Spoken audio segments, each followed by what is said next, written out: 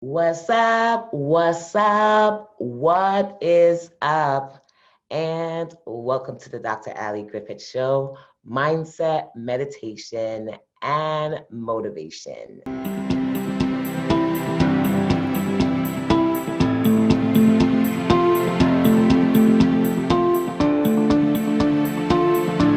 I'm super excited to join you guys today because we are talking about self today.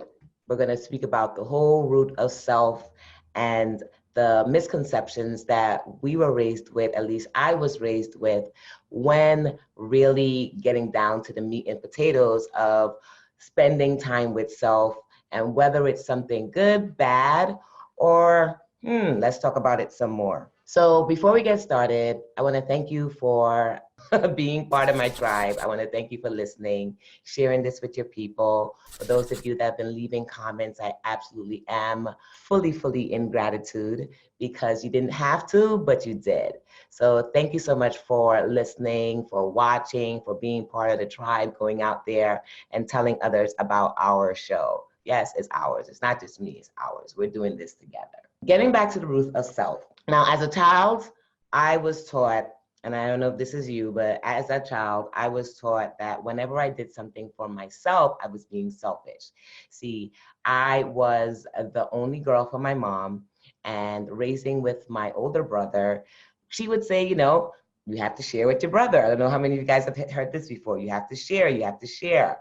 And even when I didn't want to share, because there were many times like that, it made me feel, or she made me feel like if I was doing something I was not supposed to be doing. In other words, everything was about making sure that whatever I had to give it to someone else also, or make sure I'm giving part of it to someone else. And somehow throughout that upbringing, and there's nothing against that, that's a good concept for us to learn. I mean, me having Zachary, him being an only boy, he's still trying to figure out the whole sharing concept. And that has been part of raising him when he was younger, because as the only boy or as the only grandchild, he got so used to everything just being about him. Now, when being around others, it's like, how do I know what I can give, not give? How do I share? How do I do this whole process? And I fully didn't understand it. So I just did exactly what my parents did, is I taught him whatever he had to make sure that he can give some to someone else. This then took me back to me and how I was raised, and it made me realize that eventually I began to develop this concept that whatever was given to me, I had to give it to someone else. And it wasn't even the concept of sharing part of it. It then became the concept of them needing it more than I did. So somehow throughout the process, their value became even more important than my value.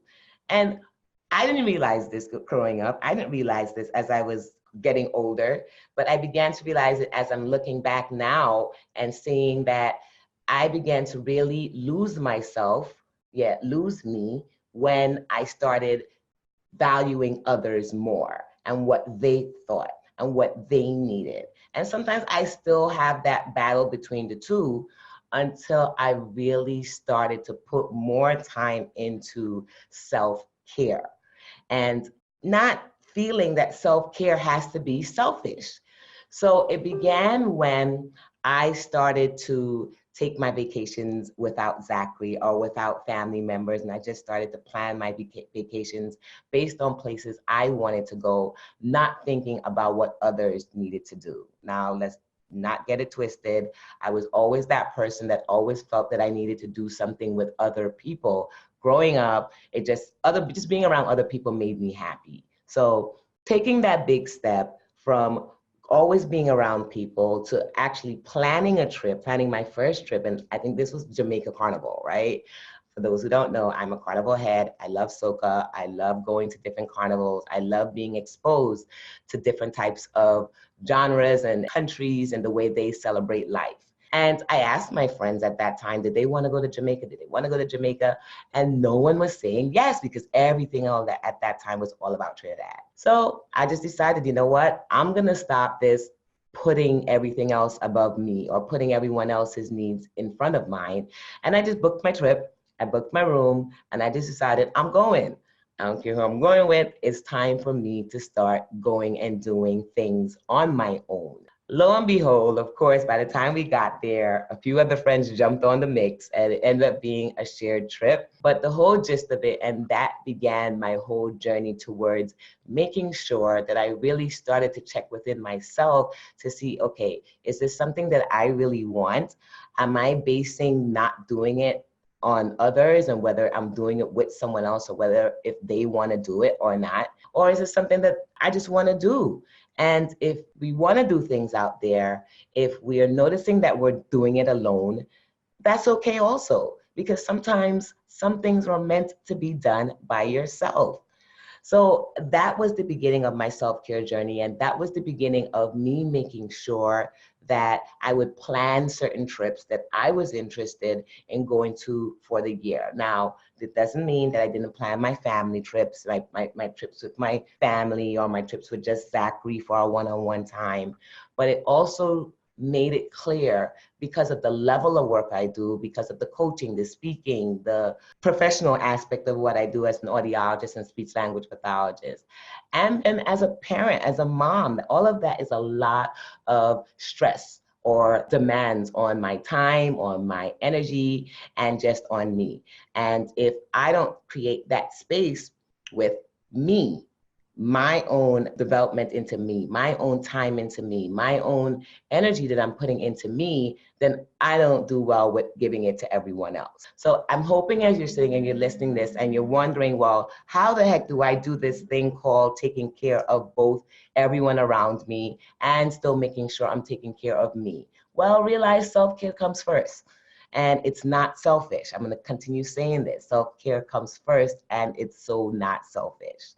As you begin to elevate your self-care, at the same time, you begin to elevate your self-worth, because then you begin to realize that, wait a minute, I'm worthy. I'm worthy of making sure that I'm taking time off for myself. I'm worthy of every day making sure that I'm allotting a specific place where it's just me, where I'm only thinking about me, and where I'm not focused on caring for others. I am worthy of all of that. So that began the process of self-worth. And you putting time into developing your self-worth, me spending time into developing my self-worth, oh my goodness, was everything. This is what I needed to do to make sure that I knew that I wasn't getting into this whole mix of everyone's more worthy than me. Like, who really gave us that? Who made us really begin to feel that everyone else is more worthy than me? If I don't value myself, and if I don't see my worth within myself, how do I expect anyone else out there to see their worth or to see the worthy within me? Making sure I get that part clear. So that is self-worth. That is the development of self-worth. How did I begin to really get into self-worth? Stepping up my self-care, making sure I ask myself, does this feel right with me? Is this what I want to do? Wasn't always like that. Was in a serious relationship, my last marriage, where, you know, we had our difficulties and we had our differences, and it was a lot of back and forth banter. And within that, I chose, because I don't like to say anyone else made me lose my self-worth, because I chose to place more worthy and more value in that other person than I did on myself.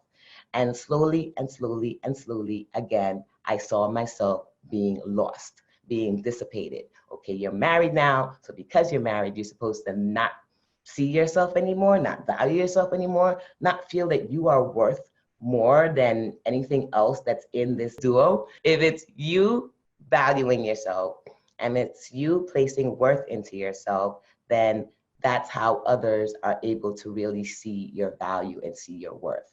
When we give that away, when we take all of it and we put it on a platter and we say, here goes me, but we release everything and don't keep anything to ourselves, or we don't develop what we have, or build who we are, or make sure that I am good, then that's how things begin to totally dissipate and you feel lost in the storm.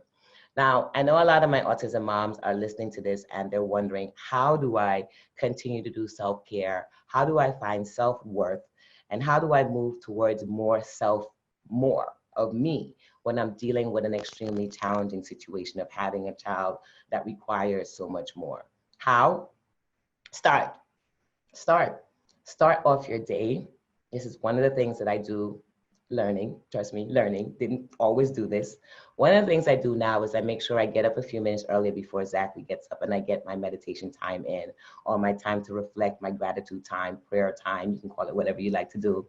And I'm gonna show you more of this for those who are coming to Mompreneurs on Fire. Go to my website to get more information on that. I show you more of the practices that I do and have you practice it, because sometimes you read it, sometimes you hear about it, but if you're not actually doing it, then you don't get to see how it really comes into play and how it shifts your day and shifts your life, really.